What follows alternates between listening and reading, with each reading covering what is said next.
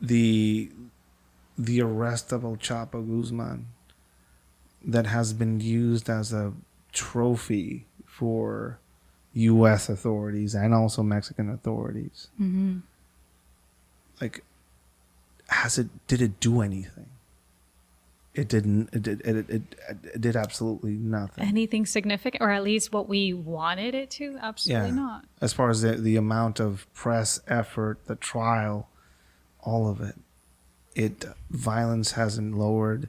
Their influence and their trafficking didn't stop it or make it smaller. Yeah. It is getting worse, and it's getting absolutely. Yeah. And after that, we have the Culiacanazo, which we can talk about in a bit. Yeah.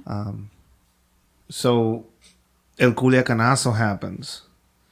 El Chapo's arrested. He's being prosecuted in the United States. Mm-hmm. Whole circus around his trial. His sons are left in control in his absence. Mm-hmm.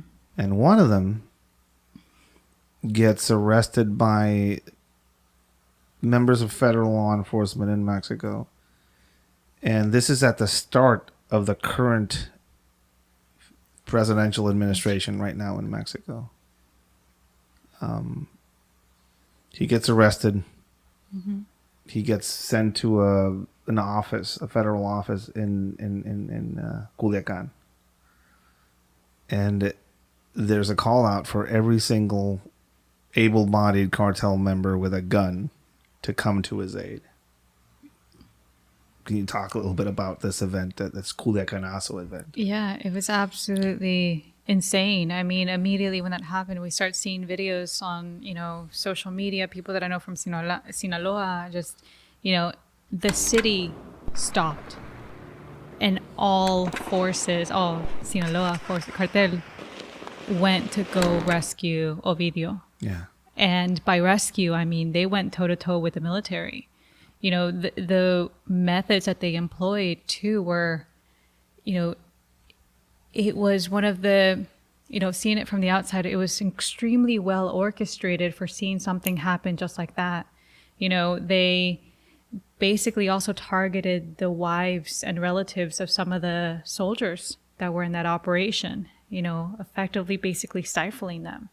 The weapons that we saw them coming out with, the technicals, they were on pickup trucks with massive guns in the back. I mean, they took the city under siege, and he was let go because of it. Yeah.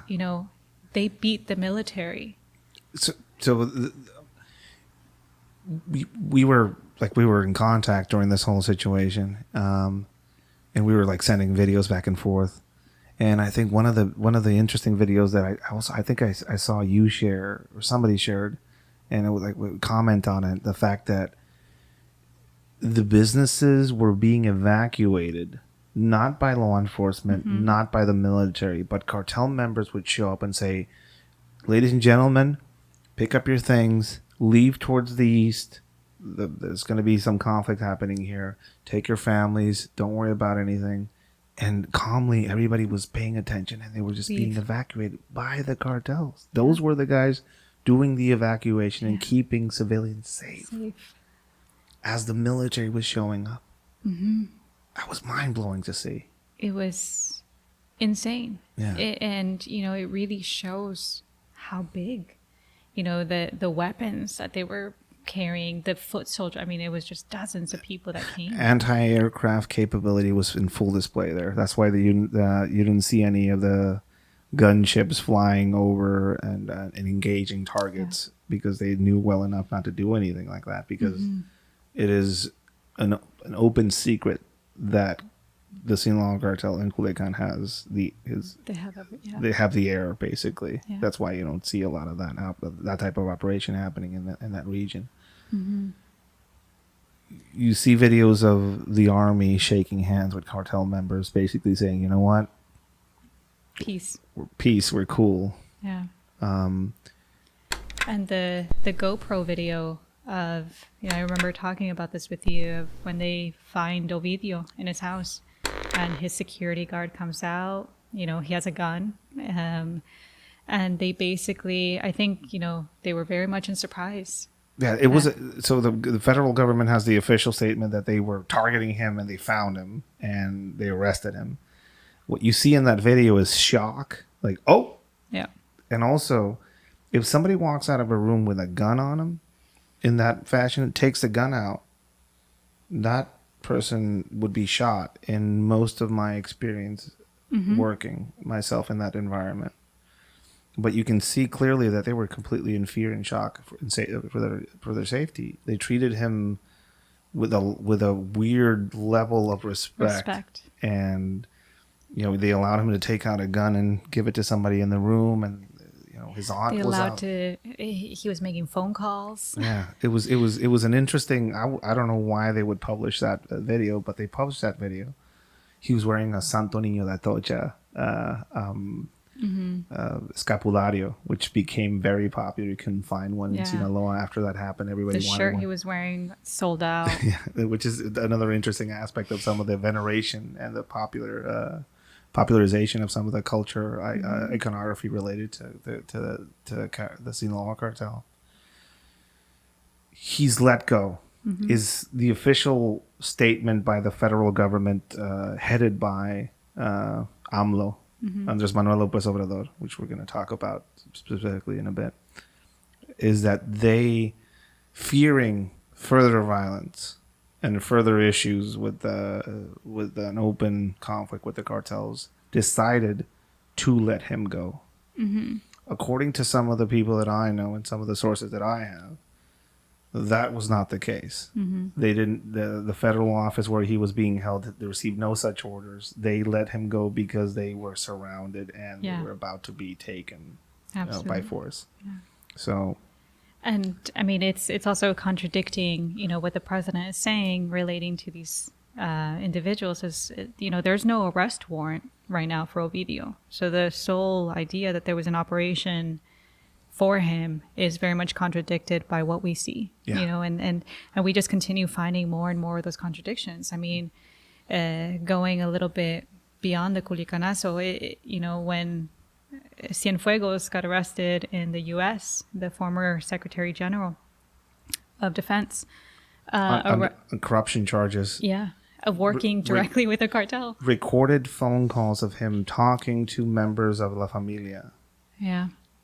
And arrested, first step in U.S. soil, arrested. AMLO fought hard to get him back, said that there were going to be concerted investigations to assess, you know, whether those claims were true, and all charges were dropped. As soon as he got back. Yeah. Basically, his arrest was part of an investigation that U.S. had on Luna, who was Genaro Garcia Luna. I think all of them were attached to a specific cartel that apparently during the Felipe Calderon administration was favored and or protected, you know. So they were part of the Sinaloa cartel, essentially. And then when the split happened in Beltran Leiva. Los Beltran Leiva, not La Familia, Los Beltran Leiva. Yeah. And, you know, it's almost, you start seeing records of kind of like also like a split between, you know, like, oh, shit, now whose side are we going to be on? You know, and that also is a sign of, you know, who started falling. Yeah, yeah. And so you see this high-level Mexican general arrested, and it's kind of unheard of that such a high-profile arrest is done and charges are being brought up, and then they all get dropped. Yeah. And he gets flown back to Mexico. And allowed to live as a private citizen. I think, you know, it's a long-standing thing with me that I realize that power in Mexico is concentrated in the military. I mean, they're at the end of the day, you can elect whoever you want to be in that presidential seat, but who's really in charge is the military, and military leadership is very much an influence in Mexico outside of everything else. So that was an interesting display of that power. It's not a common one, but it was an interesting display of that power. So you have AMLO, you know, coming in, winning the presidential elections almost in a landslide victory. Nobody could stand against him because everybody that was running against him in those presidential elections represented political parties that had been long since been burned by corruption scandals, and the citizenship was just like done with all of that. So you have this to the left populist character come out that had run for the presidency several times over, even when he ran against Felipe Calderon and lost under dubious circumstances. He declared himself the president of the people. Remember that? Yeah. Like he went out there, he put a presidential sash on himself, like I'm the one that won. So he pulled a Trump in a way, when before Trump was cool. Yeah. He sweeps into the presidency. Culiacanazo happens, and he adopts a policy that has now been kind of like nicknamed and or tagged as abrazos, no balazos. Basically, hugs, not bullets. And he promises to do everything contrary to Felipe Calderon, who is his political enemy. And he said he's wrong for militarizing policing in Mexico. He was wrong for taking the war to the cartels. We're not going to do any of that.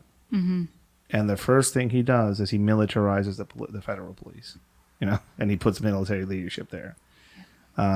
He changes the name of the federal police into the Guardia Nacional. Basically just a new uniform change and a name change. New face. But it adopts basically the same policies.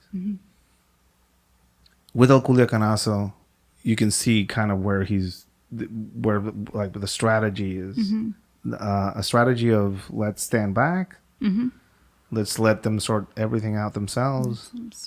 There's a video of him talking to El Chapo Guzman's mom. And then the lawyer, which is, I don't know if that he didn't really care. He was visiting Vandiraguato, which he has a few times, like a very specific place that he's visited as a president several times. One of the times he was there, he did a press conference where he was talking about how there's a threat with Chinese drugs coming in, because what about the local drug producers there? Like, what about their jobs? Which has been like mind-blowingly funny to kind of hear him say that.